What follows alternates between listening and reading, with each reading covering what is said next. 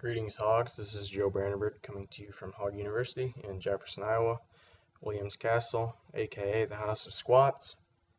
Going to continue the series today on squatting and expound on the point of having adequate muscularity to perform a good squat, to perform the biggest squat that you can.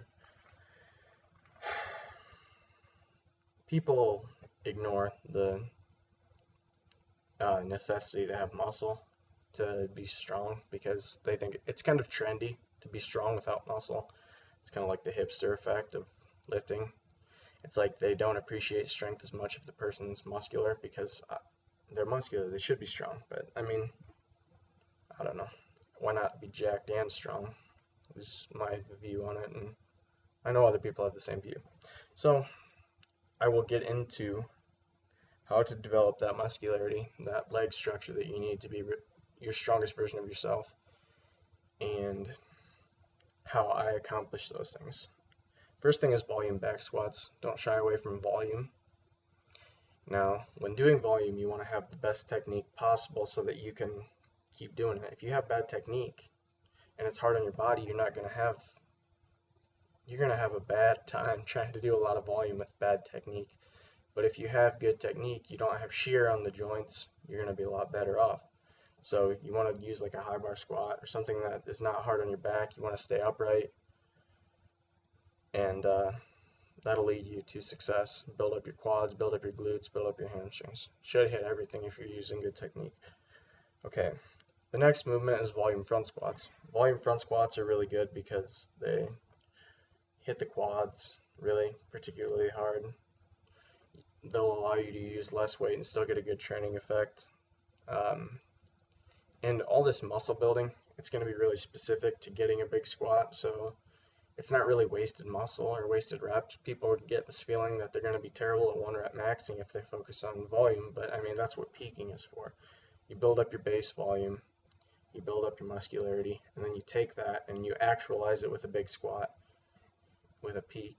That's not, I mean, it is science, but it's not science. It's like kindergarten science. You need to not have an ego when doing volume with weights. You need to not be afraid to work with certain percentages. Some people get this thing in their head where they don't want to work with, I mean, maybe they're a 4 or 5 squatter. They don't want to work with less than 315. Leave your ego at the door. I hate it when people say ego lifting about going heavy. Sometimes it's true, and it's a way for pussies to talk shit about people that are stronger than they are, call it ego lifting. But basically, you need to be able to work with any weight so that you can get the results you need. Don't be afraid to work with light weights. I work with really light weights all the time. I work with 135, 225, and I get a good training effect out of it. It helps me. It's very helpful. Another exercise you can do to build up muscularity in the legs is leg press. This will help you build up the quads. It'll keep some load off your back. It's very helpful. If I had a leg press, I'd do it every day as a finisher. You don't need to spend an hour on it, just do 5 minutes. Some people think they're better than a leg press. They don't view it as sport specific enough, but if it's increasing your muscularity in the legs, obviously it's going to help. Last exercise is sumo touch and go deadlifts with straps. A lot of people in powerlifting or other sports view touch and go deadlifts as pointless and stupid, and yeah, I understand that it may be pointless for developing a 1 rep max on sumo deadlifts, but what it is good for is using your external rotators, learning how to use that stretch reflex in a squat. It'll build up your adductors and abductors really, really well so that you have a solid foundation with which to squat. If you do all these exercises regularly and with effective technique and